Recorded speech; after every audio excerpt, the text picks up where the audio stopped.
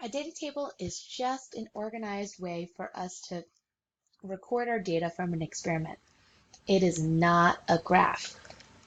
See how nice and neat the columns and rows are in this data table? It's a lot more organized to write our measurements that we collect during an experiment in this data table than it would be to, say, write down random numbers on a piece of scrap paper or in the margins of our lab book.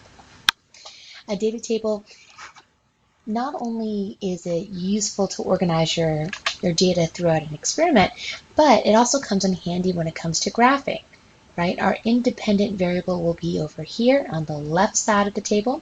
So for example, the amount of water is our independent variable here in this experiment, and we will be recording the measurements for our dependent variable over here under growth.